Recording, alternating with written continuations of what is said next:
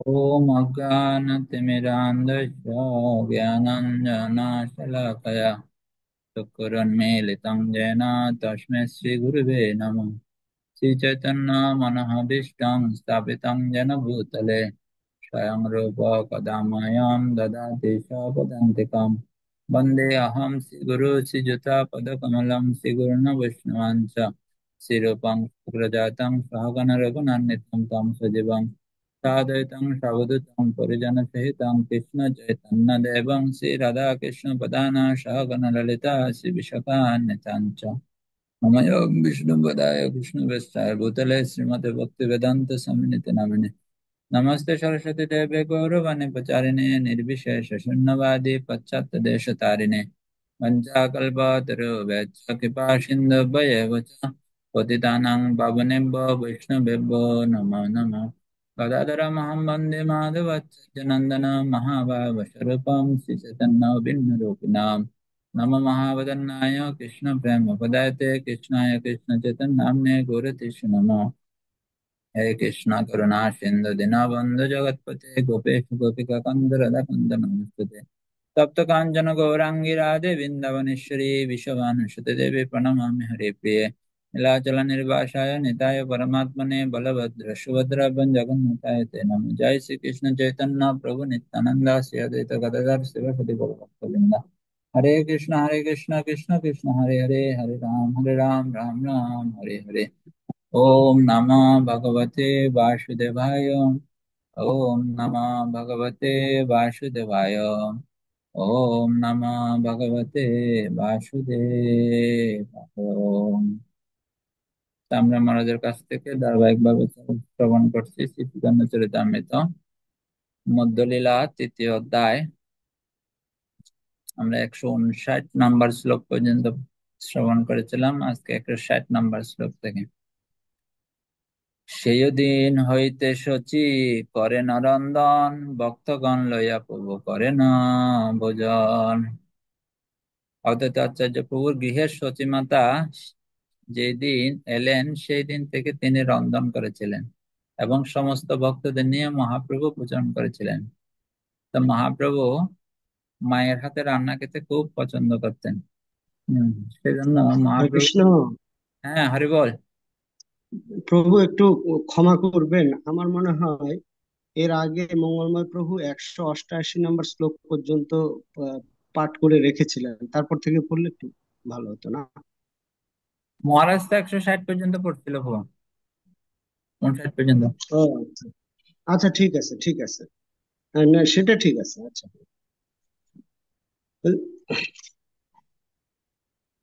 আমরা পড়ি বারবার, তো সমস্যা নেই। আচ্ছা, হ্যাঁ হ্যাঁ, পড়েন পড়েন পড়েন বারবার পড়ি, সমস্যা নেই। বিশেষ করে মহাপ্রভু বলছেন, আমি 4টা জায়গায় সবসময় থাকি। প্রথম হচ্ছে সচির রন্ধনে। সচিমা যেখানে রান্না করবে, রান্নাঘর, আপনারা যখন যোগপীঠে যাবেন সেখানে সচিমায়ের রন্ধনশালা রয়েছে। সচিমায়ের রন্ধনে, নিত্যানন্দ প্রভু নৃত্যে, শ্রীবাস অঙ্গনে এবং রাঘব ভবনে সবসময় মহাপ্রভু বিরাজ করেন।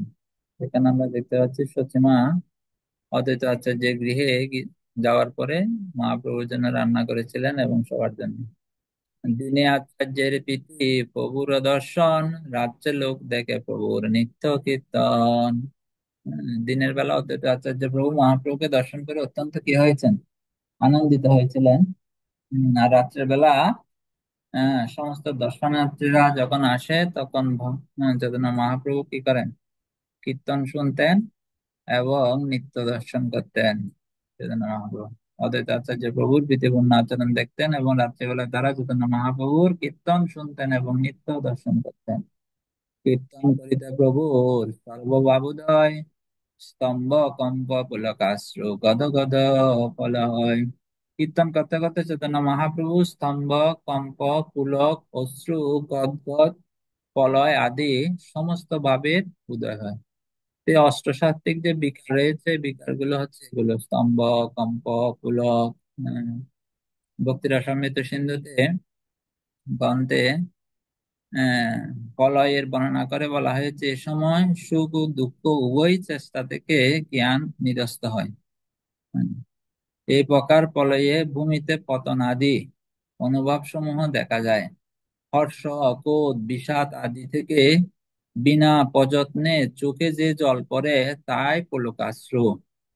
আনন্দের ফলে অশ্রুতে শীতলত্ব, ক্রোধের ফলে উষ্ণত্ব, এবং উভয় প্রকার পুলকে নয়নকোপ ও রাগ সমার্জন আদি ঘটে।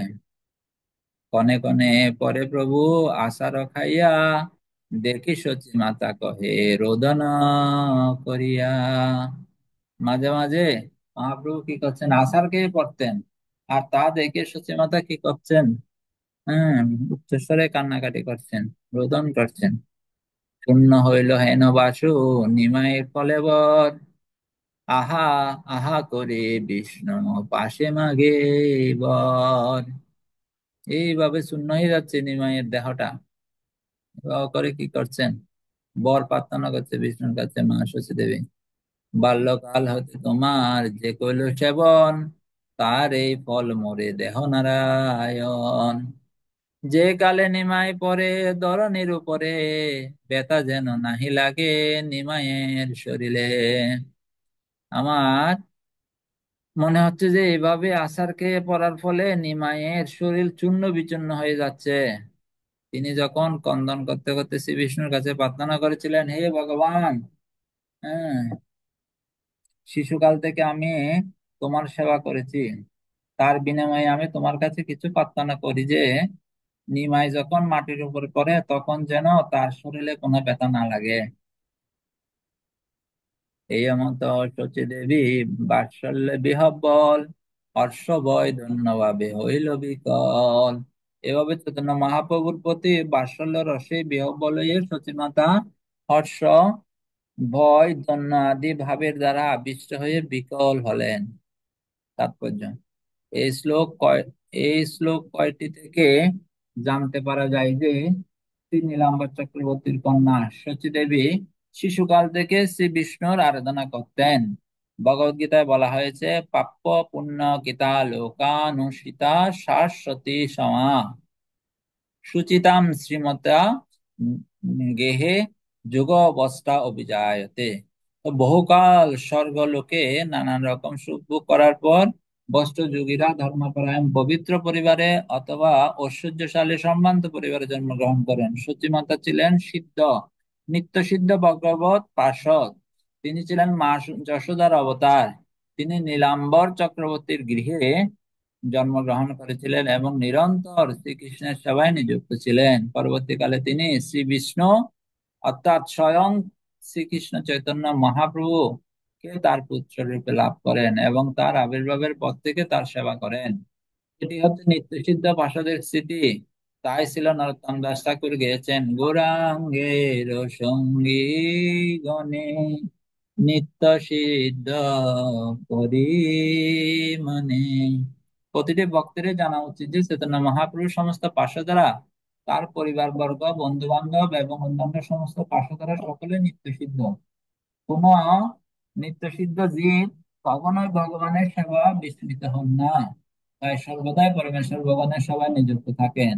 এমনকি তার শিশুকাল থেকেও। দিবাসাদি যত প্রভুর বিপ্র ভক্তগণ, প্রভুকে ভিক্ষা দিতে হইল সবাকার মন।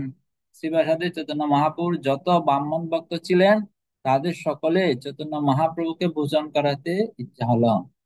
সমস্ত গৃহস্থদের তাদের গ্রামে বা লোকালয়ে কোনো সন্ন্যাসী এলে তাকে ভোজন করানো।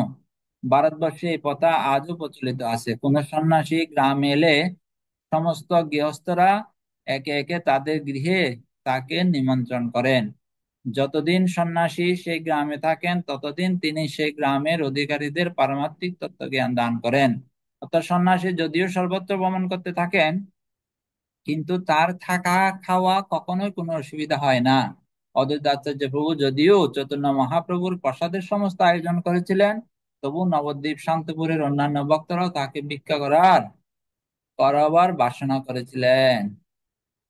1930 সভাকারে করিল মিনতি, নিমাইয়ের দর্শন আর মুই পাব কতি।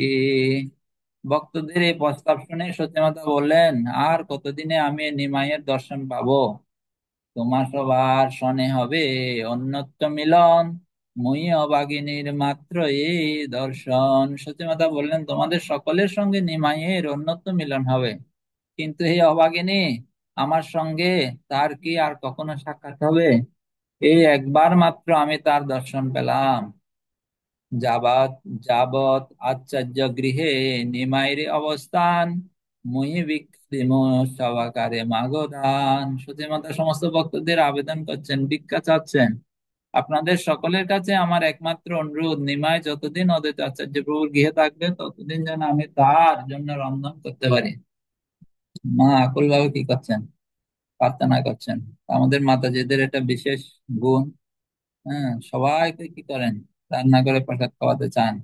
হ্যাঁ, সত্যি মায়ের গুণগুলো মাতাজিদের সবার মাঝে রয়েছে। হ্যাঁ, অনেক সময় ওনারা এত রান্না করেন, নিজেরাও প্রসাদ পান না, থাকেও না অনেক সময়, তবুও মাতাজিরা কি সন্তুষ্ট। শুনি ভক্তগণ কহে, করি নমস্কার, মাতার যে ইচ্ছা সেই সম্মত সবার। এই মায়ের কথা শুনে, সত্যি মায়ের কথা শুনে সবাই এটাতে কি হয়েছে, সম্মতি জানিয়েছেন। কারণ সত্যি মা ছিলেন রান্নায় অত্যন্ত সিদ্ধহস্ত। অনেক ভালো রান্না করতে পারতেন। মাতার ব্যগ্রতা দেখি প্রভুর ব্যগ্র মন, ভক্তগণ একত্র করি বলিলা বচন। মায়ের এরকম আকাঙ্ক্ষা দেখে মহাপ্রভুর কি হয়েছে, মন বিচলিত হয়ে গেছে। তখন ভক্তদের তিনি একত্রে করলে বললেন, তোমার সবার আজ্ঞা বিনা চলিলাম বৃন্দাবন, যাইতে নারিল বিঘ্ন কইল বিবর্তন। তোমাদের আজ্ঞা না নিয়ে আমি বৃন্দাবনে যেতে চেয়েছিলাম, কিন্তু কিছু বিঘ্ন উপস্থিত হওয়ায় আমি যেতে পারলাম না, তাই আমাকে ফিরে আসতে হলো। যদ্যপি সহসা আমি করিয়াছি সন্ন্যাস, তথাপি তোমার সভা হইতে নহিব উদাস। আর যদিও আমি কি করেছি, সহসা সন্ন্যাস গ্রহণ করেছি, কিন্তু তবুও আমি তোমাদের প্রতি উদাসীন থাকবো না।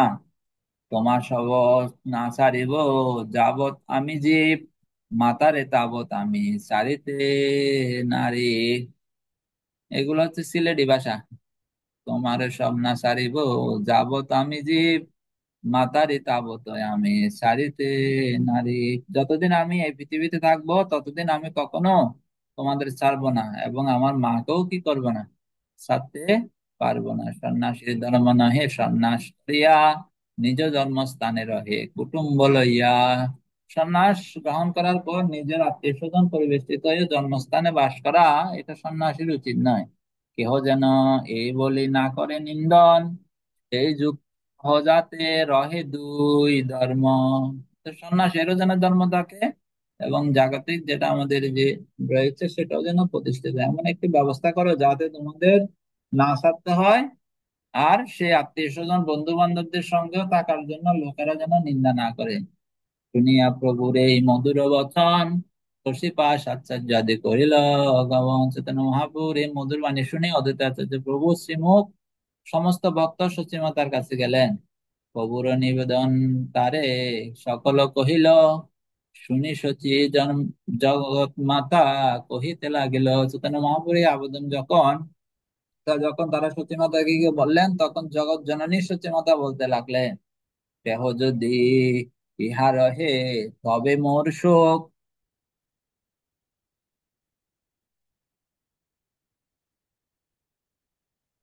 দেহ যদি ইহা রহে তবে মোর শোক, তার নিন্দা হয় যদি সেই মোর দুঃখ। সতীমা কি করতে পারছে না, থাকাটা সুখ, কিন্তু মহাপ্রভুর যে নিন্দা হবে সেটা সতীমা কখনো কি করতে পারবে না, সহ্য করতে পারবে না। এটা অত্যন্ত দুঃখের। পুত্র যদি কৃষ্ণ অন্বেষণে গৃহত্যাগ না করে মায়ের কাছে থাকে তাহলে মায়ের খুব সুখ হয়, কিন্তু পুত্র যদি কৃষ্ণ অন্বেষণ না করে কেবল গৃহে অবস্থান করে তাহলে মহাজনের অবশ্যই তা নিন্দা করেন। এই ধরনের নিন্দা মায়ের দুঃখের কারণ হয়। আদর্শ মাতা যদি চান যে তার পুত্র পারমার্থিক পথে উন্নতি লাভ করুক, তাহলে তার পক্ষে পুত্রকে কৃষ্ণ অন্বেষণ করতে দেওয়াটাই শ্রেয়। মা স্বাভাবিকভাবে পুত্রের মঙ্গল কামনা করেন। মা যদি পুত্রকে কৃষ্ণ অন্বেষণ করতে উম, অনুমতি না দেন তাহলে তাকে বলা হয় মা, অর্থাৎ মায়া। পুত্রকে সন্ন্যাস গ্রহণ করে কৃষ্ণ অন্বেষণ করতে দিয়ে সচিমাতা জগতের সমস্ত মায়েদের এক পরম আদর্শের শিক্ষা দান করেছেন। তিনি দেখিয়ে গেছেন যে প্রতিটি শিশুরই কর্তব্য হচ্ছে জননীর স্নেহবাসে গৃহে আবদ্ধ না থেকে আদর্শ কৃষ্ণ ভক্ত হওয়া। শ্রীমদ্ ভাগবতে সে সম্বন্ধে বলা হয়েছে, গুরু ন স সৎ যজ্জন ন সৎ পিতা ন স স জননী ন সচ্চৎ দেব ন তৎসন্ন পচ্যেত ন সাদন্ন মুছেজ্জ সমপ্রেত মিত্তা। সেই গুরু গুরু নন যে স্বজন স্বজন নন, যেই পিতা পিতা নন, যে মাতা মাতা নন, সেই উপাস্য দেবতা দেবতা নন, অথবা সেই পতি পতি নন, যদি না তিনি তার আশ্রিত জনকে আসন্ন মৃত্যু থেকে উদ্ধার করতে পারে। কর্মবন্ধনে আবদ্ধ হয়ে সেই এই ব্রহ্মাণ্ডের প্রতিটি জীব এক দেহ থেকে আরেক দেহে, অর্থাৎ এক গ্রহ থেকে আরেক গ্রহে ভ্রমণ করছে। তাই বৈদিক সংস্কৃতির উদ্দেশ্য হচ্ছে জন্ম মৃত্যু জরা ব্যাধির মায়া পাশ থেকে জীবদের মুক্ত করা। তার অর্থ হচ্ছে জন্ম মৃত্যুর আবর্তনকে চিরতরে স্তব্ধ করা। তা সম্ভব হয় কেবল শ্রীকৃষ্ণের আরাধনার মাধ্যমে। ভগবদ গীতায় ভগবান বলেছেন, জন্ম কর্ম তমে দিব্যম এবং যে ব্যক্তি তত্ত্বতঃ তৎফলং পুনর্জন্ম নইতে মামেতে সহর্জুন। হে অর্জুন, কেউ যখন যথাযথভাবে জানতে পারে যে আমার জন্ম কর্ম হচ্ছে দিব্য, তাকে তার দেহ ত্যাগের পর আর পুনরায় জড় জগতে জন্মগ্রহণ করতে হয় না, সে আমার নিত্যধামে ফিরে আসে। জন্ম মৃত্যুর আবদ্ধ থেকে মুক্ত হতে হলে শ্রীকৃষ্ণকে যথাযথভাবে জানতে হবে। কেবলমাত্র শ্রীকৃষ্ণকে জানার ফলে জড় জগতের সমস্ত বন্ধন থেকে মুক্ত হওয়া যায়। জন্ম মৃত্যুর আবর্তনকে স্তব্ধ করা যায়। কৃষ্ণ ভাবনায় ভাবিত হয়ে কর্ম করার ফলে ভগবানের কাছে ফিরে যাওয়া যায়। পিতামাতা, গুরু, পতি অথবা আত্মীয় স্বজন সকলের কর্তব্য হচ্ছে ভগবানের কাছে ফিরে যেতে জীবকে সাহায্য করা। সেটি হচ্ছে সর্বশ্রেষ্ঠ উপকার। তাই সে কথা বিবেচনা করে চৈতন্য মহাপ্রভুর মা সতী দেবী তার পুত্রকে শ্রীকৃষ্ণের অন্বেষণ করতে অনুমতি দিয়েছিলেন। আবার সেই সঙ্গে তিনি একটি আয়োজনও করেছিলেন যাতে চৈতন্য মহাপ্রভুর সমস্ত খবরাখবর তিনি পেতে পারেন। এখানে আমরা তাহলে আজকে বিশ্রাম দান করি। হরে কৃষ্ণ কৃষ্ণ কৃষ্ণ হরে হরে, হরে রাম রাম রাম হরে হরে। বাঞ্ছাকল্পতরুভ্যশ্চ কৃপা সিন্ধুভ্যেব চ পতিতানাং পাবনেভ্যো বৈষ্ণবেভ্যো। এখন শহরে আছি। কালকে অর্থাৎ আগামীকাল গদাধর পণ্ডিতের শুভ আবির্ভাব তিথি, সবার নিমন্ত্রণ রইল। আমরা গদাধর পণ্ডিতের জন্য কৃপা আশীর্বাদ সবাই লাভ করতে পারি। আমাদের এই রাধারানীর পক্ষে হচ্ছে স্বয়ং গদাধর পণ্ডিত। আমি এখন এখান থেকে গদাধর পণ্ডিত ধামে যাব। আপনারা সকলে কৃপা আশীর্বাদ করবেন। আর সবার নিমন্ত্রণ রইল গদাধর পণ্ডিত ধামে। হ্যাঁ, হরে কৃষ্ণ। হ্যাঁ প্রভু। আপনি গদাধর পণ্ডিত মহাশয়ের কাছে আমাদের সকলের জন্য একটু প্রার্থনা করবেন। হ্যাঁ প্রার্থনা আর করুন। আমি, হ্যাঁ, আমি একটা ছোট্ট, আপনি উল্লেখ করেছেন, আমি ভুলে গেলাম, ওই যে চারটা স্থানে মহাপ্রভু থাকেন বললেন না, হ্যাঁ হ্যাঁ। বা সচিমাতার রন্ধন রন্ধন আহ শালায়, তারপর শ্রীবাস অঙ্গনে, নিত্যানন্দ প্রভুর নৃত্যে নাকি, আর একটা কি যেন বললেন, ওই রাঘব ভুলে, ভবন। রাঘব ভবন, হ্যাঁ, ওটা, পানিহাটিতে। ও আচ্ছা, পানিহাটি, ঠিক আছে। হ্যাঁ, ওখানে গেলে দর্শন করে আসবেন রাঘবের জালে। হ্যাঁ, হ্যাঁ, যাবো, আচ্ছা, মঙ্গলবার আশীর্বাদ প্রভু। রাখবেন। হরে কৃষ্ণ। হরে কৃষ্ণ। মঙ্গলবার হরে প্রভু। কৃষ্ণ প্রভু। হরে কৃষ্ণ প্রভু, শ্রী চরণে প্রণাম। আমিও প্রণাম। তাই বলছিলাম, আমাদের সকলের জন্য একটু প্রার্থনা করবেন। হ্যাঁ। সবাই যেন সবাই আমাদের ভক্তিতে যেন দৃঢ় থাকতে পারি, এবং যেন অত্যন্ত শ্রীবৃদ্ধি হয়। দেখবো হ্যাঁ। কারাগার পণ্ডিত সবাইকে আমাদের জন্য মহাপ্রভু সেবায় যুক্ত করেন, সে প্রার্থনা। আজকে অধিবাস হবে, আগামীকাল হচ্ছে মহোৎসব। দেখবো আর আমাদের আর গুরু মহারাজ উম, ভক্তিবেদান্ত নবদ্বীপ স্বামী মহারাজ, শ্রীপাদচন্দ্র প্রভু, অনেক বরিষ্ঠ বৈষ্ণবরা আসতেছেন। গুরু মহারাজ বার্ষালে থাকবেন। হরে কৃষ্ণ, ব্রতকে প্রণাম। প্রভু। হ্যাঁ। হ্যাঁ, প্রভু আরেকটা বলি। সেদিন তো ক্লাস হলো, তো আমার ভুল ত্রুটিগুলো যদি আমাকে একটু বলে দিতেন, বা কি করে আরো ভালো প্রবচন দেওয়া যাবে, যদি ওটা কোনো টিপস আলাদা দিতেন। বাবু, এখানে না। না না না, এখানে নয়, আমি বলে রাখলাম আপনাকে আর কি। তো হ্যাঁ, ঠিক আছে, প্রণাম bro। হ্যাঁ, একটু কৃপা করে আচ্ছা, বলবেন সবাই আমাকে। সবাই ভালো থাকুন, সুস্থ থাকুন। হরে কৃষ্ণ। কেন রাখলাম তাহলে আজকে। সবার জয় হোক।